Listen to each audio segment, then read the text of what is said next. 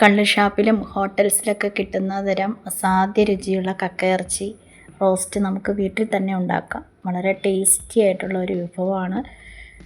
ഇത്തവണത്തെ ക്രിസ്മസിന് ഇത് തന്നെ ഒരു സ്പെഷ്യലാക്കി ഉണ്ടാക്കി നോക്കണേ. അപ്പോൾ എൻ്റെ വീഡിയോ ആദ്യമായി കാണുന്നവർ ദയവ് ഇതൊന്ന് സബ്സ്ക്രൈബ് ചെയ്ത് സപ്പോർട്ട് ചെയ്യണേ. വീഡിയോ ഇഷ്ടപ്പെട്ടാൽ ലൈക്ക് ചെയ്യണേ, ഷെയർ ചെയ്യണേ, കമൻറ്റ് ചെയ്യണേ. അപ്പം ഞാൻ 1/2 കിലോ കക്കയിറച്ചിയാണ് എടുത്തിരിക്കുന്നത്. വലിയ കക്കയിറച്ചിയും ചെറിയ കക്കയിറച്ചിയും ഉണ്ട്. ഞാൻ എടുത്തിരിക്കുന്നത് വലിയ കക്കയിറച്ചിയാണ്. അതാണ് നമുക്ക് നന്നാക്കാൻ എളുപ്പം. അപ്പോൾ ഇത് ഓരോ കക്കകളായിട്ട് എടുത്തിട്ട് അതിൻ്റെ ഒരു സൈഡിലായിട്ട് ബ്ലാക്ക് കളറിൽ വേസ്റ്റ് ഉണ്ട്. ആ വേസ്റ്റ് നമുക്ക് കളയണം. അതിനെ ആ വശത്ത് പിടിച്ചിട്ട് ചെറുതായിട്ടൊന്ന് പ്രസ് ചെയ്യുമ്പോൾ ആ വേസ്റ്റ് പുറത്തേക്ക് വരും. അത് കളയുക. ബാക്കിയുള്ള ഭാഗമാണ് നമ്മൾ കുക്ക് ചെയ്യാൻ ഉപയോഗിക്കുന്നത്. അങ്ങനെ ഓരോരോ കക്കകളായിട്ടെടുത്ത് നമ്മൾ വേസ്റ്റ് കളഞ്ഞെടുക്കുക. ഇനി കക്ക വേസ്റ്റൊക്കെ കളഞ്ഞതിന് ശേഷം ഒരു 5-6 പ്രാവശ്യം വെള്ളത്തിലിട്ട് നന്നായി കഴുകിയെടുക്കണം. കഴുകുമ്പോൾ ഞെക്കി പിഴിഞ്ഞ് കഴുകരുത്. വെള്ളത്തിൻ്റെ മുകളിൽ നിന്ന് കക്കയിറച്ചി ഇങ്ങനെ ഒലച്ച് കഴുകിയിട്ട് വെള്ളത്തിൻ്റെ മുകളിൽ നിന്ന് കക്കയിറച്ചി എടുത്തിട്ട് നന്നായിട്ട് പിഴിഞ്ഞ് എടുക്കണം. അങ്ങനെ ഒരു 5-6 പ്രാവശ്യം കഴുകിയെടുക്കണം. അങ്ങനെ ഒലച്ചെടുക്കുന്നത് എന്താണെന്ന് വെച്ചാൽ കക്കയിൽ ധാരാളം മണൽത്തരികളൊക്കെ ഉണ്ടാവും. അപ്പോൾ അതൊക്കെ പോകാൻ വേണ്ടിയിട്ടാണ്. മണലൊക്കെ അടിയിലേക്ക് പൊക്കോളൂല്ലോ വെള്ളത്തിൻ്റെ. മുകളിൽ നിന്ന് മാത്രം എടുത്ത് കഴുകിയെടുക്കുക. അങ്ങനെ 5-6 പ്രാവശ്യം കഴുകിയെടുത്തതാണ് കക്കയിറച്ചി.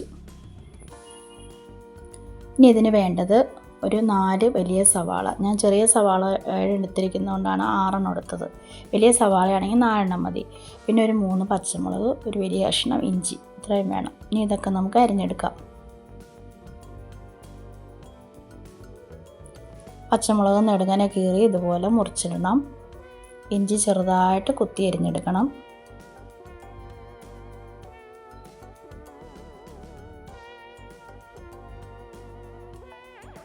സവാള ചെറിയ സ്ക്വയർ പീസസായിട്ടും അരിഞ്ഞെടുക്കണം.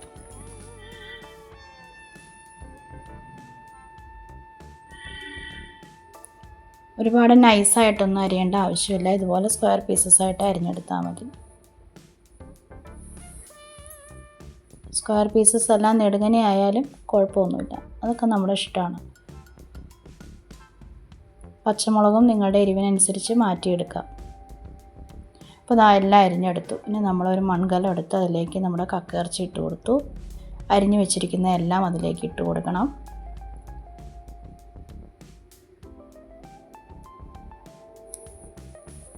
ഇനി 2 ടേബിൾ സ്പൂൺ കാശ്മീരി മുളക് പൊടി ഇട്ട് കൊടുക്കുക. ഒരു 1/4 ടീസ്പൂൺ മഞ്ഞൾപ്പൊടി ഇട്ട് കൊടുക്കുക. ആവശ്യത്തിനുള്ള ഉപ്പും ചേർക്കണം. 2 കപ്പ് വെള്ളം ഒഴിച്ച് നന്നായിട്ട് ഇളക്കി യോജിപ്പിച്ച് വേവിക്കുക. ഒരു 200 ml കപ്പിന് 2 കപ്പ് വെള്ളം ഒഴിച്ചിട്ടുണ്ട്. നന്നായിട്ട് ഇളക്കി യോജിപ്പിച്ച് വേവിക്കാൻ വയ്ക്കുക. അപ്പോൾ ഈ രീതിയിൽ നമ്മൾ വേവിക്കുമ്പോൾ തന്നെ പൊടികളൊക്കെ ചേർത്താലാണ് കക്കയുടെ ഉള്ളിലേക്ക് ആ മസാലകളൊക്കെ കറക്റ്റായിട്ട് പിടിക്കുകയുള്ളൂ. കക്ക വേവിച്ചെടുത്ത് വെച്ചിട്ട് പിന്നെ നമ്മൾ ഉലർത്താൻ നേരത്ത് പൊടികളൊക്കെ ചേർക്കുമ്പോൾ കക്കയിലേക്ക് അത് പിടിക്കാൻ താമസം വരും. അതിനേക്കാളും ടേസ്റ്റ് ഇങ്ങനെ ചെയ്യുമ്പോഴാണ്. അപ്പം മൂടി വെച്ച് വേവിക്കുക. തീ തിളച്ച് വരുന്നവരെ തീ ഫുൾ ഫ്ലെയിമിലിടണം. തിളച്ച് കഴിഞ്ഞാൽ പിന്നെ തീ ഒരു മീഡിയം ഫ്ലെയിമിലിട്ടിട്ട് ഇതുപോലെ മൂടി വെച്ചിട്ട് വേണം വേവിക്കാൻ. അങ്ങനെ ഒരു 15-20 മിനിറ്റ് എടുക്കും വേവിച്ചെടുക്കാൻ. അപ്പോൾ ഇടയ്ക്കിടയ്ക്ക് മൂടി തുറന്ന് അടിയിലൊന്ന് ഇളക്കി കൊടുക്കണം, അല്ലെങ്കിൽ അടിയിൽ പിടിക്കും. അപ്പോൾ ഇടയ്ക്കിടയ്ക്ക് ഇളക്കി കൊടുത്ത് അങ്ങനെ വേവിച്ചെടുക്കുക. അപ്പോൾ കക്ക വെന്തോന്ന് അറിയാനായിട്ട് ഒരു കഷ്ണം കക്ക എടുത്തിട്ട് ഒന്ന് മുറിച്ച് നോക്കിയാൽ മതി കൈ കൊണ്ട്. മുറിയുന്നുണ്ടെങ്കിൽ കക്ക നന്നായിട്ട് വെന്തിട്ടുണ്ട്. അപ്പോൾ വെള്ളമൊക്കെ ഒരുവിധം തീർത്തും പറ്റാൻ വേണ്ടി വെയിറ്റ് ചെയ്യേണ്ട. അപ്പോൾ നമ്മൾ ഗ്യാസ് ഓഫ് ചെയ്തു. ഇനി നമ്മളത് വളർത്തിയെടുക്കാൻ പോവുകയാണ്. 2 ടേബിൾ സ്പൂൺ വെളിച്ചെണ്ണ ഒഴിച്ചു. 1 ടീസ്പൂൺ കടുക് ഇട്ടു. അതിലേക്ക് ചുവന്നുള്ളി, വെളുത്തുള്ളി, കറിവേപ്പില ഇതൊക്കെ അരിഞ്ഞത് ചേർക്കാൻ പോവുകയാണ്.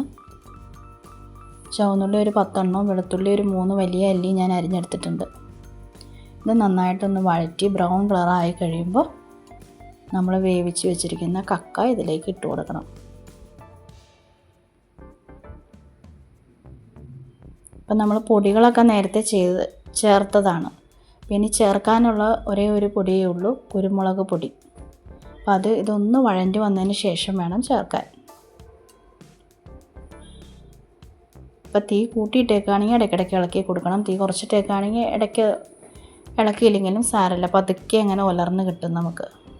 ഒരു 5-6 മിനിറ്റും കൂടെ നമ്മൾ ഉലർത്തിയെടുക്കണം.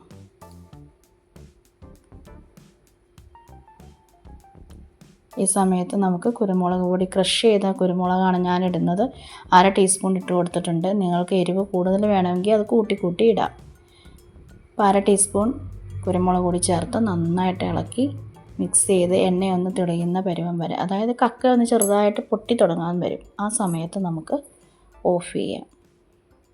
അതാണ് കറക്റ്റ് പരുവം. അപ്പോൾ സൂപ്പർ ടേസ്റ്റി ആയിട്ടുള്ള കക്ക ഇറച്ചി റോസ്റ്റാണ്. ഉറപ്പായിട്ടും നിങ്ങൾ ട്രൈ ചെയ്യേണ്ട ഒരു വിഭവമാണ്.